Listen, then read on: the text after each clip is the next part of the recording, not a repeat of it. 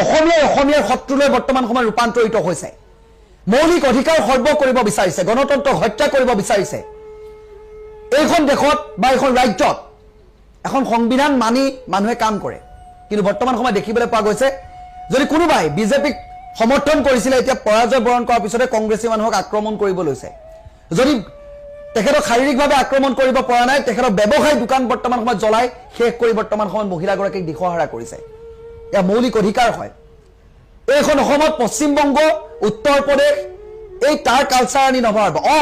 আমি ভালখিনি তাত যদি ৰাজপথৰ ভাল হৈছে শিক্ষা খণ্ডৰ ভাল হৈছে স্বাস্থ্য ব্যৱস্থা উন্নত হৈছে সেই ভালৰ ভালখিনি আনি টেকনলজি আনি আমাৰ ইয়াত ভৰাব লাগে কিন্তু আমি কি ভৰাইছো তাত বুলডোজাৰ চলাইছে আমাৰ বুলডোজাৰ সংস্কৃতি ওলাইছে তাত বিহাৰত আজি মানুহ মাৰি মাথা ফালাফালি কৰিছে আৰু সেইটো চাইছে আমাৰ অসমত এপ্লাই কৰিছে উত্তৰ প্ৰদেশত দেখিবলৈ পাইছে ইফালে হিন্দু ইফালে মুছলিম ইফালে হিন্দু ইফালে মুছলিম অলপ দিনৰ পৰা আমাৰ ৰাজ্যত সেইটো হ'বলৈ ধৰিছে আমি সেইবোৰ কালচাৰ আনি আমাৰ অসমত ভৰাই দিছো নিৰ্বাচন হৈ যোৱা মাত্ৰ আজি এসপ্তাহ পাৰ হৈ গৈছে ফলাফল দিয়া কিন্তু বৰ্তমান ব্যক্তিগত আশাইজৰ বাবে এই এগৰাকী ৰূপালী নামৰ এগৰাকী মহিলাৰ একমাত্ৰ জীৱিকাৰ যি পথ আছিলে সেই দোকানখন জ্বলাই টচনচ কৰি দিছে ইয়াত আমাৰ অধিকাৰ ইয়াত গণতন্ত্ৰ প্ৰত্যেকজন ব্যক্তি কেৱল কোনোবাই বিজেপিক সমৰ্থন কৰিব পাৰে কোনোবাই কংগ্ৰেছক সমৰ্থন কৰিব পাৰে কোনোবাই ৰাইজৰ দলক সমৰ্থন কৰিব পাৰে যোনে যাকে নকৰক লাগিলে যিবোৰ অধিকাৰ সেই অধিকাৰ কিয় সৰ্ব কৰিব বিচাৰিছে সোণৰ অসমখন শান্তিপ্ৰিয় অসমখন শান্তিময় অসমখন কিয় শান্ত কৰিব বিচাৰিছে একাংশই এই মহিলাগৰাকীৰ কাষত সকলো থিয় দিয়াটো অত্যন্ত প্ৰয়োজন কাৰণ অসমীয়াৰ শত্ৰুলৈ ৰূপান্তৰিত হৈছে নহবই বা কিয় বৰ্তমান সময়ত অসমত যেতিয়া অসমীয়া বাই ভনীৰ হৈ কিবা এটা ক'বলৈ যাওঁ তেতিয়া আমি মিয়া হৈ যাওঁ আৰু বিহাৰীৰ হৈ কিবা এটা যেতিয়া আমি ক'বলৈ যাওঁ তেতিয়া আমি সমৃদ্ধ গুণেৰে সম্পন্ন এজন ব্যক্তিলৈ ৰূপান্তৰিত হওঁ বৰ্তমান আমাৰ অসমৰ স্বভাৱ চৰিত্ৰ এইটোলৈ ৰূপান্তৰিত হৈছে ৰাজনৈতিক এজেণ্ডা ফলো কৰি শান্তিময় অসমখন অশান্ত জৰ্জৰ নকৰিব এইখন গণতান্ত্ৰিক এখন দেশ হয় ইয়াত যোনেই যাকেই সহযোগ নকৰক কিয় যোনেই যাকে প্ৰচাৰ প্ৰসাৰ নকৰক কিয় ইয়াত কাৰো ক'বলগীয়া নাই আজি আপোনাক সুধিছো বা আপোনালোকক সুধিব বিচাৰিছো গণতান্ত্ৰিক দেশত যেতিয়া স্বাধীন বুলি কোৱা হয় লিবাৰ্টিৰ কথা কোৱা হয় তেতিয়াহ'লে এই দেশখনত কি কথা ক'ব পৰা ক্ষমতা নাই নেকি কোনো ইণ্ডিভিজুৱেল বা মই বা আপুনি কাক কেনেকৈ কোনে সমৰ্থন কৰে বা বিৰোধ কৰে সেয়া নিজৰ একান্ত ব্যক্তিগত কথা সেই বুলিয়ে ইমান অশান্ত জৰ্জৰ কৰিবৰ বাবে দিন হাজিৰা কৰি এখন দোকান দি পোহপাল দিয়া এগৰাকী মহিলাৰ দোকানখন জ্বলাই দিয়াৰ অৰ্থটো কি বুজালে বৰ্তমান সময়ত দেখিবলৈ পোৱা গৈছে ৰূপালী নামৰ এগৰাকী মহিলা যিগৰাকী মহিলাই কংগ্ৰেছ দলটোক সমৰ্থন কৰিছিলে বুলি জানিবলৈ পাইছো আৰু ইয়াৰ লগতে সামাজিক মাধ্যমত খুব সক্ৰিয়তাৰে থাকে ৰূপালী নামৰ এই মহিলাগৰাকী কিন্তু বৰ্তমান সময়ত সেই মহিলাগৰাকীৰ দোকানখন জ্বলাই দিয়া হৈছে ৰাতিৰ আন্ধাৰৰ সুযোগ লৈ কোনো দুৰ্বৃত্তই জ্বলাই দিছে সেই দোকানখন আৰু বৰ্তমান সময়ত মহিলাগৰাকী কান্দোনত ভাঙি পৰিছে এইখন দেশত গণতন্ত্ৰ আছে বুলি আমি ক'ব পাৰোনে যে আমি স্বাধীন বুলি ক'ব পাৰোনে আমি যি নিজৰ ব্যক্তিগত জীৱনত আমাৰ যি অধিকাৰ সেই অধিকাৰ আমাৰ আছেনে কোনোবাই কংগ্ৰেছক ভোট দিলে কোনোবাই বিজেপিক ভোট দিলে হি একান্ত ব্যক্তিগত কথা আৰু হিয়া কাকো জনাবলগীয়া বা ক'বলগীয়া কোনো কথাই নাই হিয়া মৌলিক অধিকাৰ সেইটোৱে হৈছে ভোটাধিকাৰ সেইটোৱে হৈছে বহুমূলীয়া ভোট কোনোবা দলক সাপোৰ্ট কৰিলে বুলি কোনোবা দলৰ প্ৰচাৰ প্ৰসাৰ কৰিলে বুলি এনেকুৱা নিকৃষ্ট কাম কৰিব লাগিব বুলি কিবা কথা আছে নেকি পোনপ্ৰথমে আমি আহ্বান জনাব বিচাৰিছো আৰক্ষী প্ৰশাসনক এই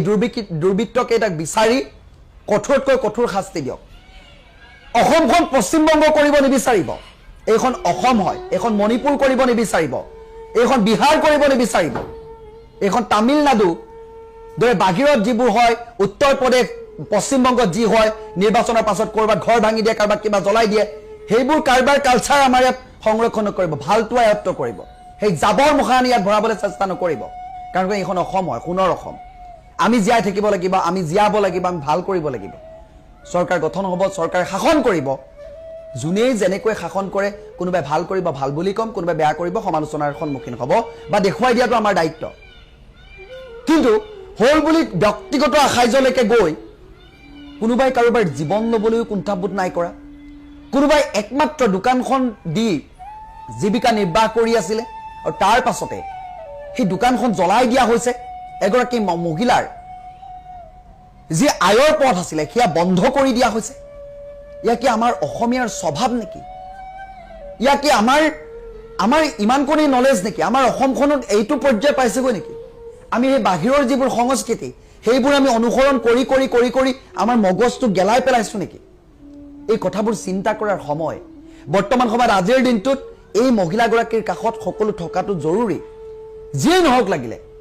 যোনেই নহওক, অসমীয়া বিপদত অসমীয়া যোৱাটো অত্যন্ত প্ৰয়োজন। কিন্তু কি কৰিব? আটাইতকৈ দুৰ্ভাগ্য যে আজি অসমীয়াই অসমীয়াৰ শত্ৰুলৈ ৰূপান্তৰিত হৈছে। আজি আমাৰেই মানুহে আমাৰ মানুহকে নিজৰ ভিতৰতে কোচ কাবাজ কণ্ডল লাগি ভাই ককাইৰ মাজত কটামৰা কৰিবলৈ আৰম্ভ কৰিছে। এই ৰাজনৈতিক বিষয়বস্তুবোৰ চিৰস্থায়ী নহয়, এইবোৰ ক্ষণস্থায়ী। হয়তো এই 5টা বছৰ আছে, 5টা বছৰৰ পাছত কোনোবা দল নাথাকিবও পাৰে, কোনোবা শাসনলৈ আহিবও পাৰে,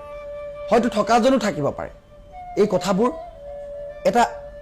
বেলেগ এটা ষ্টাইলত চলে, এটা ৰুলত চলে, এটা পৰিকল্পনাত চলে। সেইবুলি নিৰ্বাচন শেষ হোৱাৰ পাছতে এনেকুৱা ধৰণৰ যুদ্ধং দেহি কিবা আখাইজমূলক প্ৰতিশোধমূলক কাম কৰিবলৈ গৈ